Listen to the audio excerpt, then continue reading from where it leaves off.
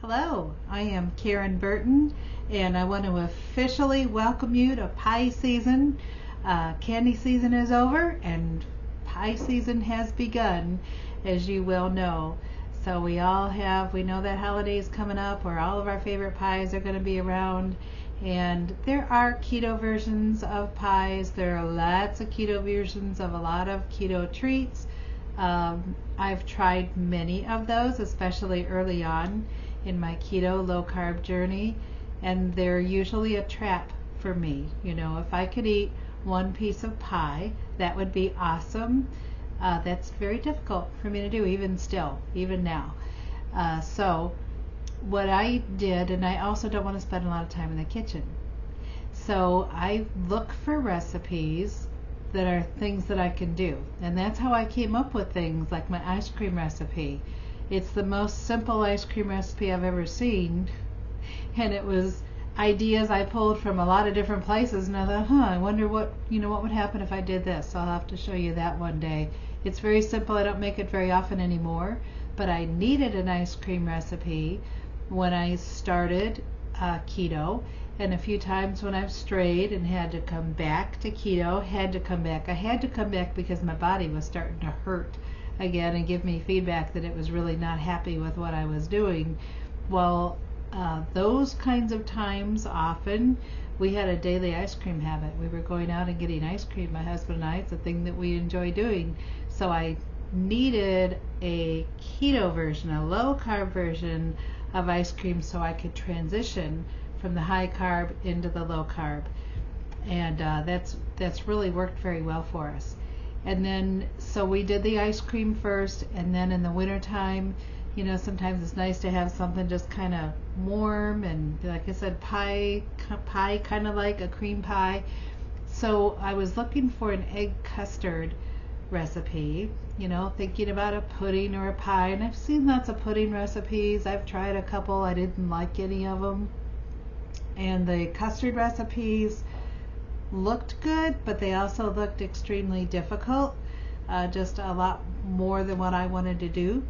So I took different ideas from different places and tried a few things, and I came up with this, which is really simple.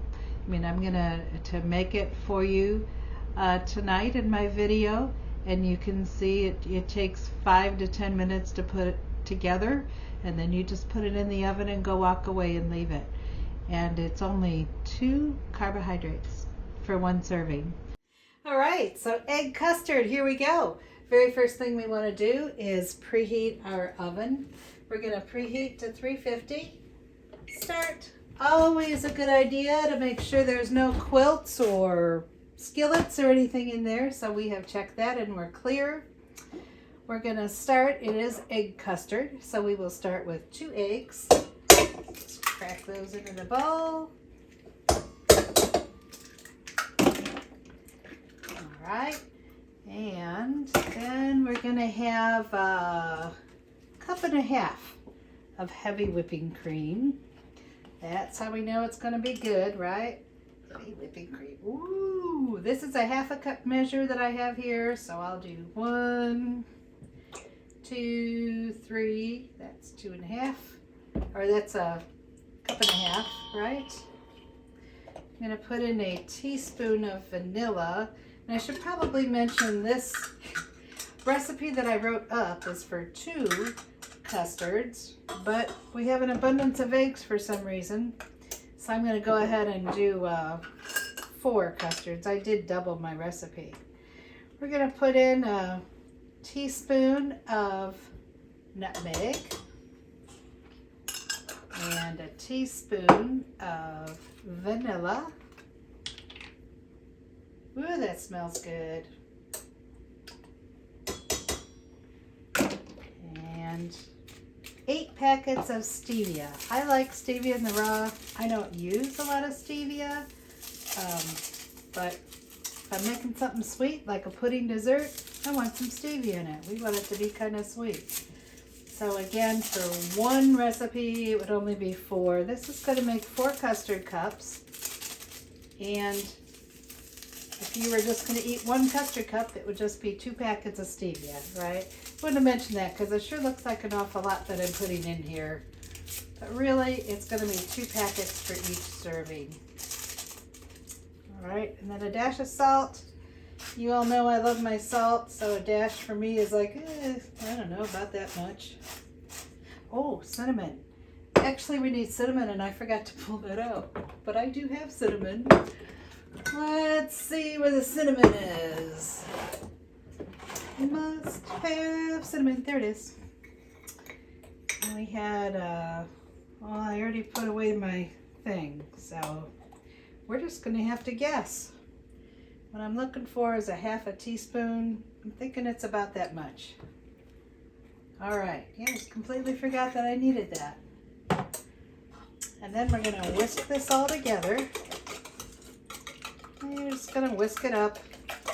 You could stick it in a blender if you didn't want to whisk, but hey, maybe it's arm day, right? Whisk it up.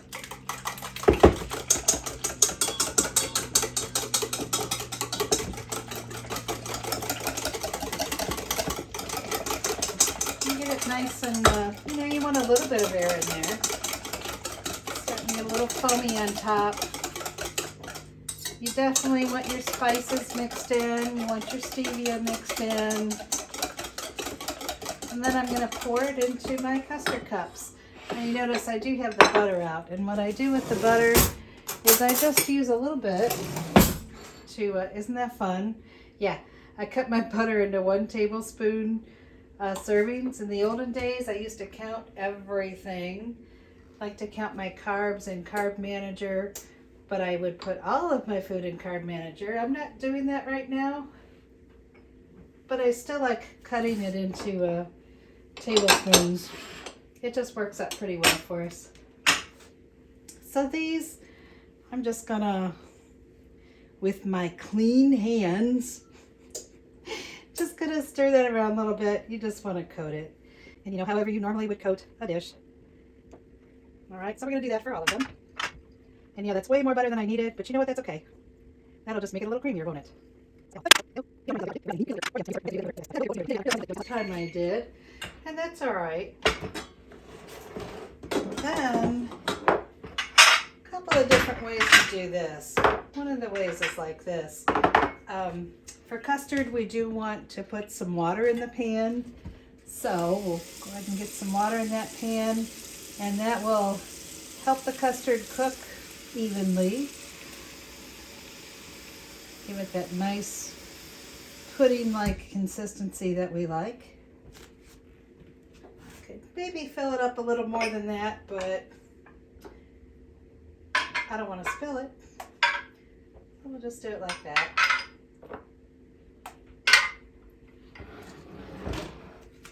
All right, and then we'll just beat this up a little bit more because it makes me happy. Then we'll divide it as evenly as we can.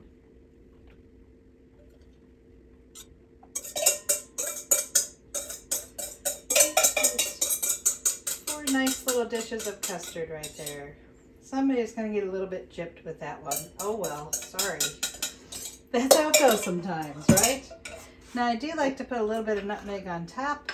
Unfortunately, I've lost my my sprinkling top here. We'll just sprinkle it on top, make it pretty.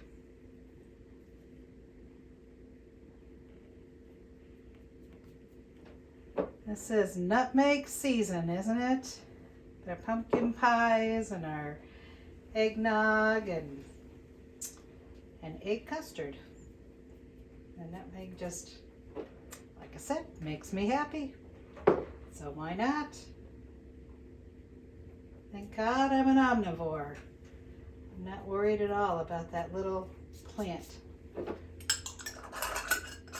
little nutmeg plant. So that's it. And it does look like our temperature is up. We are up to temperature. So we will go ahead and pop this in the oven.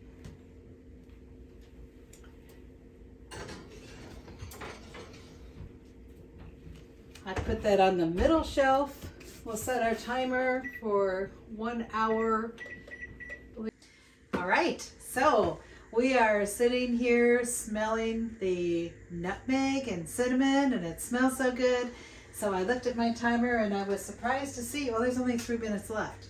And I'm going to go ahead and turn that off. We don't want to hear that. Let's turn that off. Okay. And I'm going to go ahead and see what it looks like. Like I said, I usually make this in the air fryer, and it takes half the time. Oh, look at that. That is beautiful. Can you see that? This way? Countertop. Countertop? That won't hurt my countertop? Alright, let me turn that oven off. I'm pretty sure that's going to be done. Look at those. Are those beautiful? There? Yeah, that is set. That is set. So I have my taste tester. It is also my cameraman. It's also a little bit hot. Think about that. Alrighty. So there you go.